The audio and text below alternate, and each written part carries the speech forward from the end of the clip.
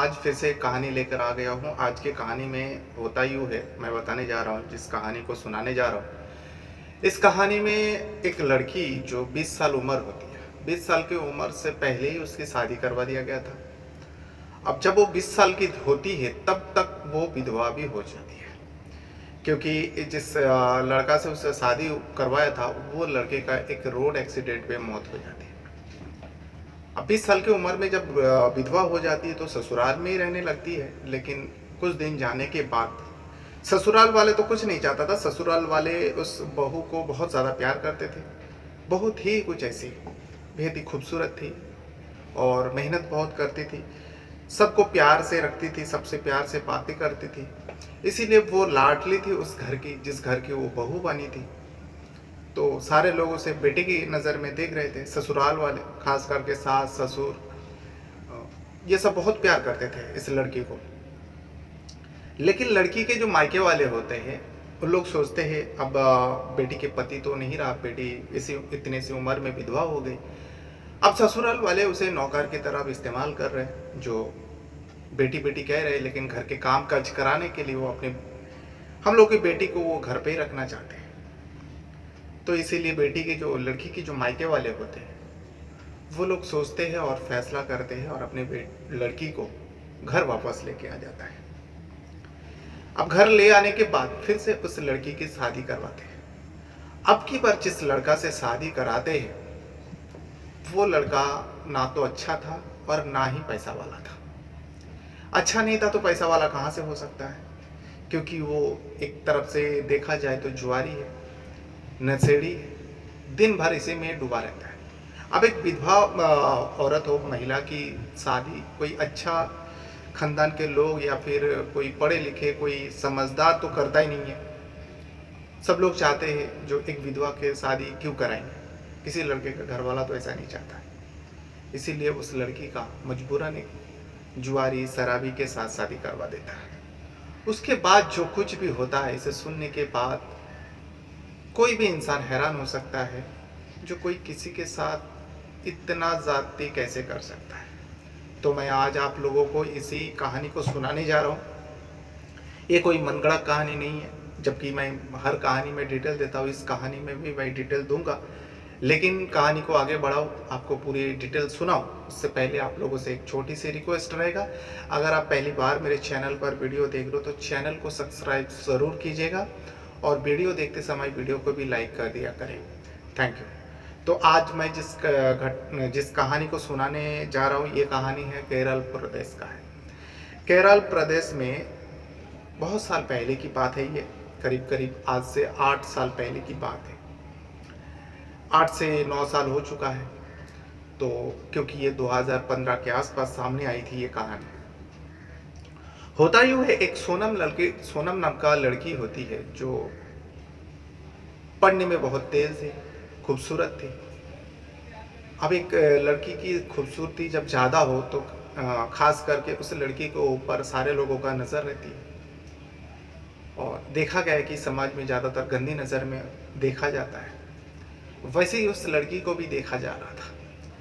तभी लड़की के माँ बाप सोचते हैं जो ऐसा ना हो मेरे बेटी के ऊपर कोई मुसीबत आ जाए, तो उससे पहले ही इसकी शादी करवा देते हैं। अब यानी समय से पहले उस लड़की की एक अच्छा परिवार देख के अच्छे लड़के के साथ शादी भी हो जाती है। कोई दिक्कत नहीं आती, शादी में कोई दिक्कत नहीं आती, शादी हो जाती है। बड़ी खुशहाल परिवार में जाते हैं। जिस परिवार में गए थे उस परिवार में भी बहुत खुश होता है, जो ऐसी बहू मिली है, जैसे रूप है वैसे गुण है। तो इस वजह से वो लड़की भी जो है, सोनम जो है, अपने ससुराल वाले में बहुत खुश रहने लगी।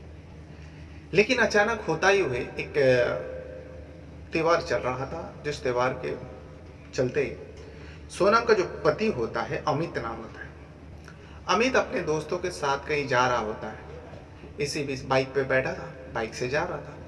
इसी बीच एक अनहोनी होता है।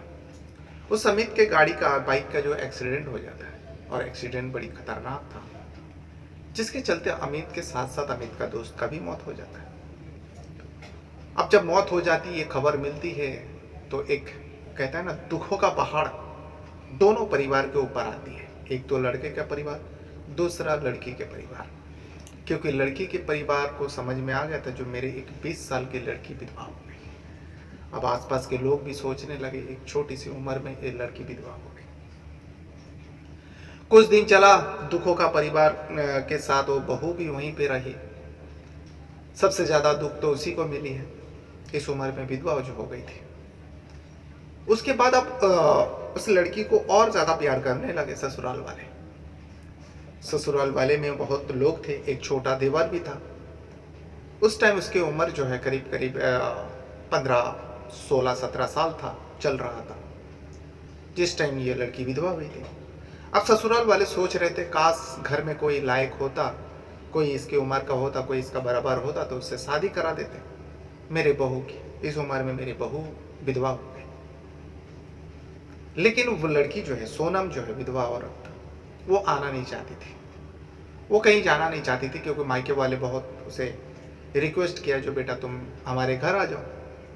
लेकिन ससुराल वाले भी उसे जाने नहीं देता चाह रहा था, क्योंकि वो सोनम जो है बहुत ही प्यारी थी, सबको प्यारी थी, सब लोग उसे प्यार करते थे।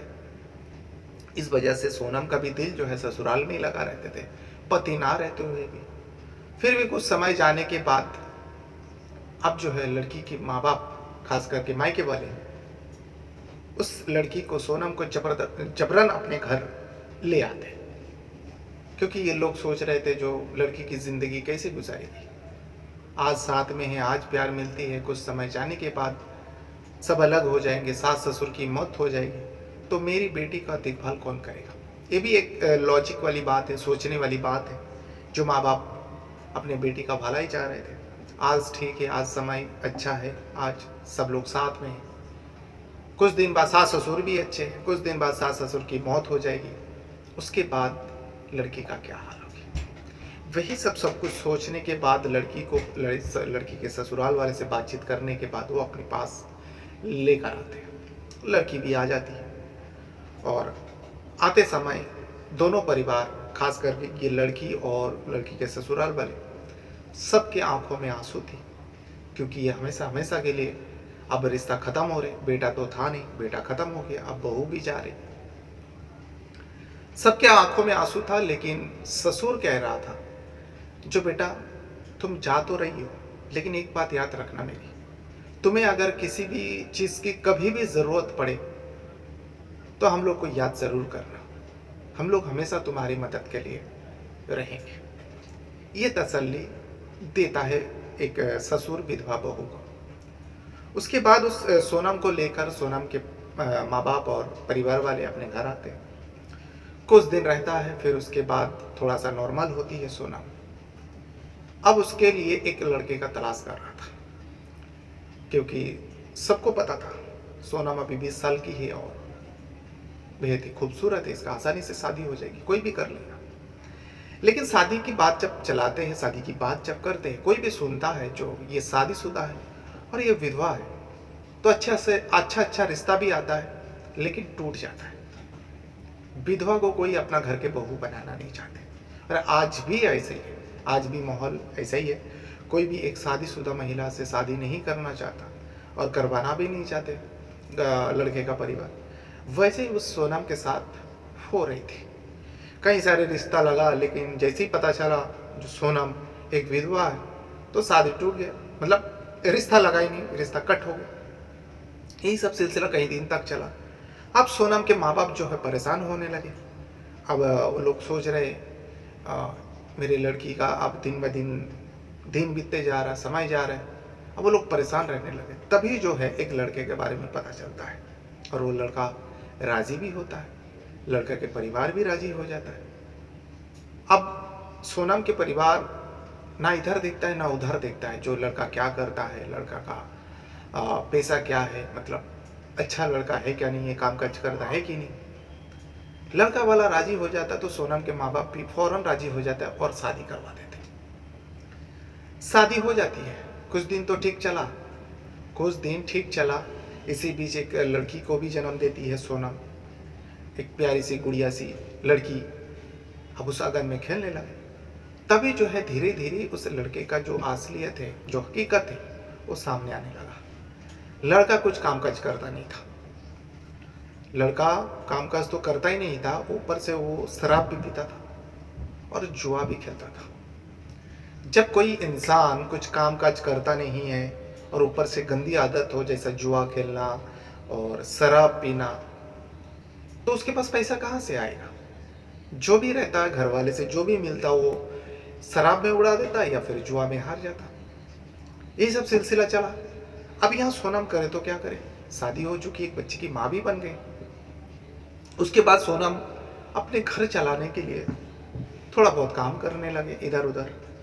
किसी के घर में जाके कोई झाड़ू पोछा करते, बर्तन धोते, फिर सब काम करते, थोड़ा बहुत जो भी पैसा मिलता वो अपने बच्ची की परवरिश करते।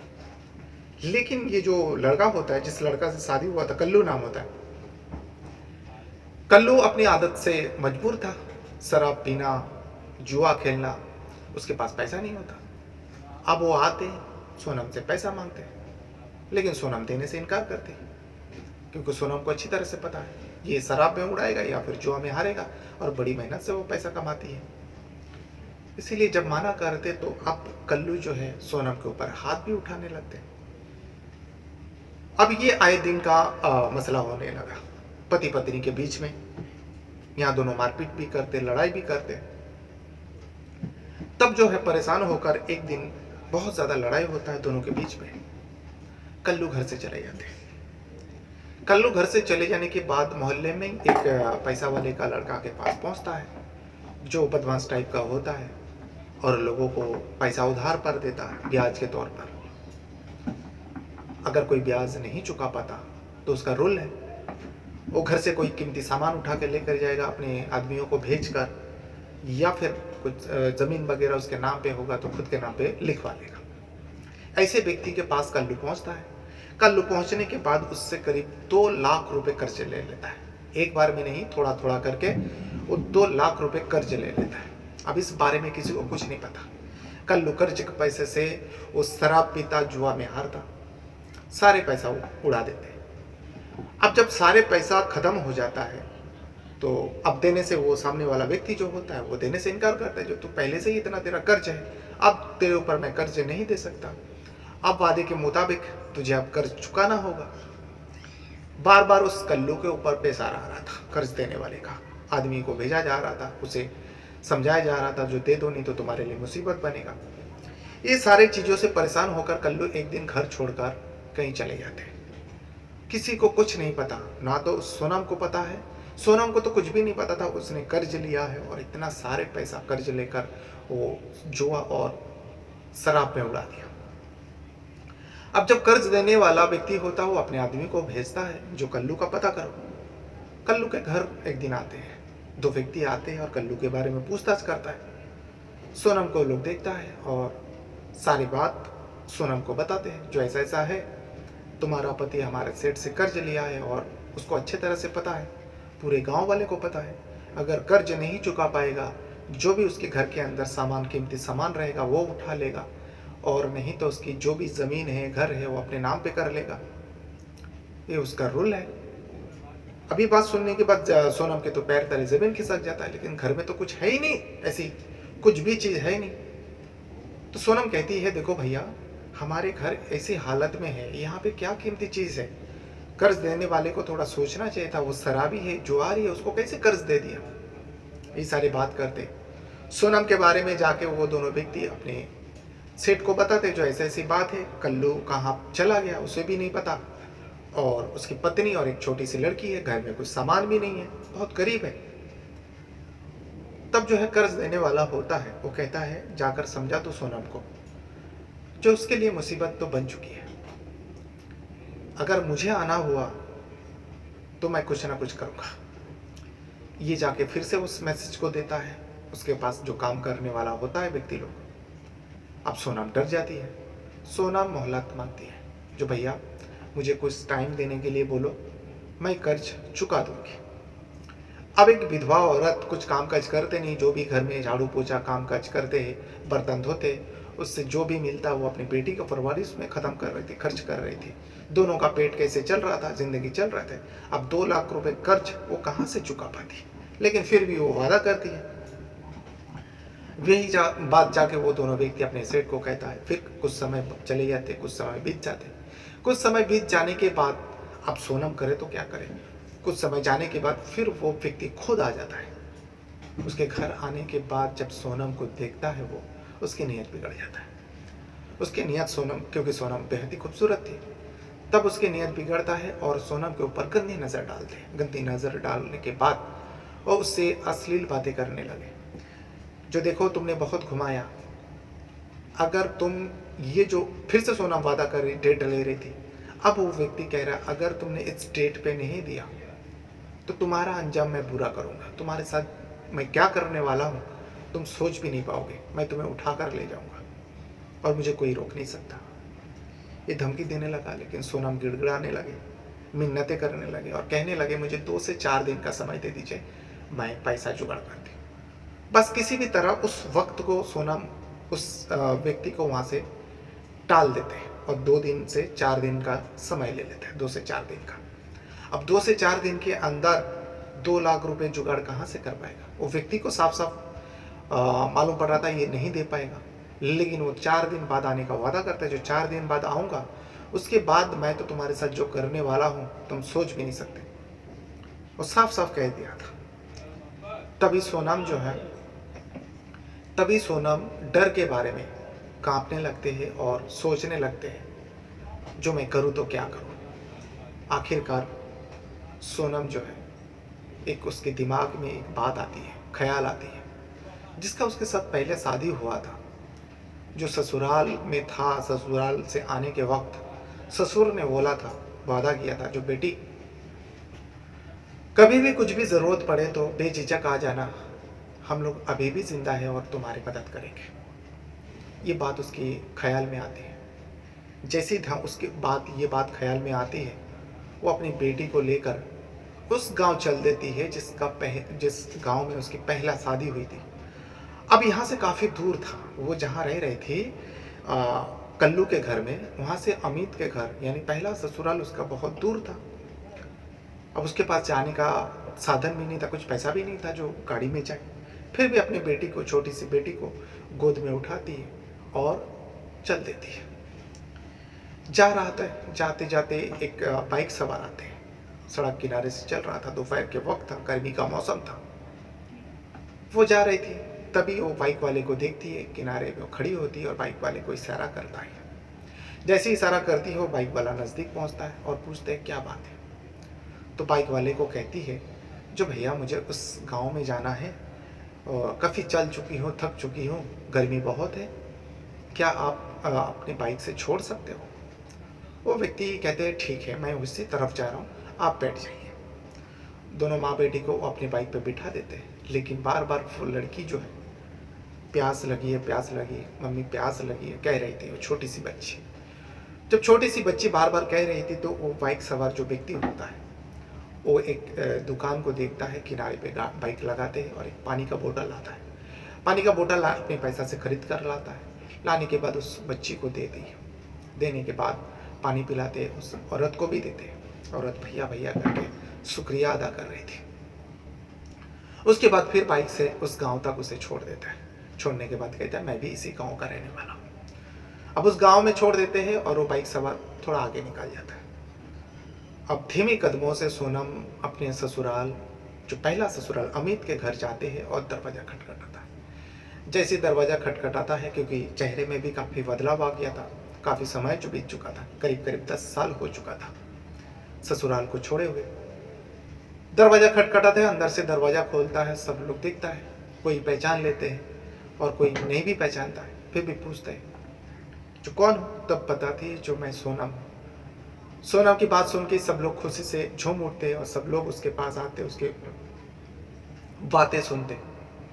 अब बातें सुनने के बाद सोनम जो है हैरान हो जाती है ससुराल वाले का बात सुनकर, क्योंकि जिस हालत में वो देखकर गई थी ससुराल वाले को, क्योंकि वो हालत पूरा बदल चुका था। सब लोग अलग अलग हो चुके थे। जो छोटा देवर था वो भी जवान हो चुका था, जिसका नाम होता है अंकुर अभी जवान हो चुका था, वो भी वहीं पे था। वो अपने माँ बाप के साथ रहा करते, बाकी जो भाई थे सब अपने अपने पत्नी बच्चों के साथ अलग रहा करते।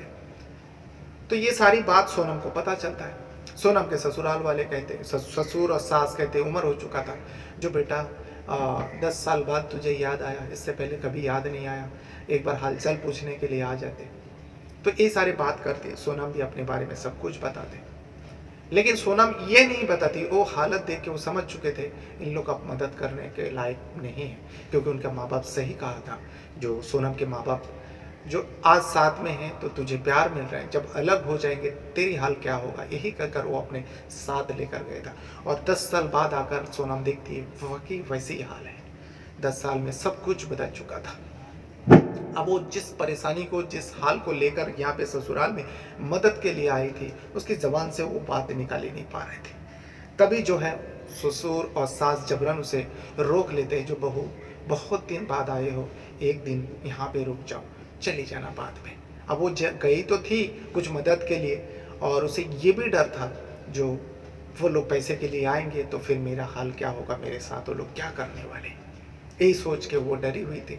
फिर भी सास ससुर रोक लेते हैं। अमित खाने पीने का इंतज़ाम करता है और सोनम खुद खाना पकाती है और 4-5 लोग मिलकर खाना खाते हैं। फिर बात से शुरू होती है। फिर सोनम कहने लगती है जो मैं कल चली जाऊंगी सुबह, ये बात कहती है और रात भर वही रुका रहती है अपनी बच्ची के साथ। लेकिन सुबह होती है, सुबह जब वो घर से निकलने की बात करती है, जब लड़की होती है वो कहती है मम्मा यहीं पे रुक जाओ ना, वहाँ जाएंगे तो अंकल लोग फिर आएंगे, फिर तुम्हें डांटेंगे चिल्लाएंगे। ये बात सुनने के बाद जो अंकुर होता है, अमित का छोटा भाई यानी सोनम के पहले पति का भाई देवर, वो कहता है भाभी क्या बात है, ये लड़की क्या कह रही है। तो उसमें सोनम कहती है कुछ नहीं, बस यूँ ही वो कह रहे। लेकिन वो अंकुर को कुछ आशंका हुआ, वो बार बार जिद करने लगे, पूछने लगे। तब जो है आखिरकार मजबूरन सोनम सारी बात बताते हैं। तब ससुर भी सुनता है उस बात को और सास भी सुनती है। सुनने के बाद सास कहती है बेटा हमें तो हिम्मत ही नहीं हो रहे, हमारे मन में एक ख्याल आ रहे हैं, अगर तुम इस बात को मानो तो मैं बताऊं। तो सोनम कह रही है माँ आप बताइए ना, क्या कहना है आपको। तब सोनम की पहली सास कहती है बेटा मेरा तो इच्छा थी तुम्हें इस घर से जाने ही नहीं देता, लेकिन मैं किस मुंह से तुम्हें रोक कर दी, लेकिन तुम्हारे माँ बाप जबरन यहाँ से लेकर गया और तुम्हारी शादी कहीं और जगह में करवा दिया, इसमें हम लोग कुछ नहीं कर सकते थे। तब जो है मेरे बेटा अंकुर छोटा था, अब अंकुर देखो जवान हो गया, क्योंकि सोनम इस वक्त 30 साल की हो चुकी थी और अंकुर जो है अभी 25 साल का हो चुका था। 5 साल का छोटा था वो, लेकिन अभी अंकुर जवान हो चुका है। अभी मेरी उस टाइम अगर अंकुर की ये उम्र होती तो मैं तुमको जाने ही नहीं देता, तुम्हारी शादी अंकुर से करवा देती। ये सारी बात जो है वो अपने बहू को कह रही थी। ये बात सुनने के बाद सोनम रोने लगती है, सोनम की बेटी भी रोने लगती है, क्योंकि माँ रो रही थी तो बच्ची को कुछ समझ में नहीं आ रहा, बच्ची भी रो रही थी। तभी सास ससुर उसको दिलासा देते हैं और सोनम की पूरी बात सुने थे, जुआरी है वो भाग चुका है और किसी से कर्ज लिया है, मैं वो कर्ज के ही चक्कर में मैं आपके पास आई थी मदद के लिए, लेकिन आप लोगों का हालत देख के मुझसे मेरी ज़बान से वो बात निकली नहीं, मेरी मुंह से वो बात निकली नहीं। तब जो है सोनम की सास कहती है अगर तुम चाहो अभी भी कुछ नहीं बिगड़ा, अभी भी तुम्हारी बच्ची और तुम्हें अपनाने के लिए हम लोग तैयार हैं, और अंकुर जो मेरा बेटा है तुम्हारे देवर है, इसे तुम शादी कर सकते हो। इसे सुनने के बाद पहली बार सोनम तो रो रही थी, फिर उसके बाद सोनम की आंख जो है अंकुर की तरफ उठती है, अंकुर को देखती है, वो अंकुर भी सोनम की तरफ देखने लगता है। फिर दोनों एक दूसरे को देखने लगते हैं और दोनों का कहीं ना कहीं सहमति था, और सोनम भी चाहती थी जो इतना अच्छा ससुराल मैं छोड़ के गई थी, आज फिर से वही ससुराल मुझे अपनाना चाहता है।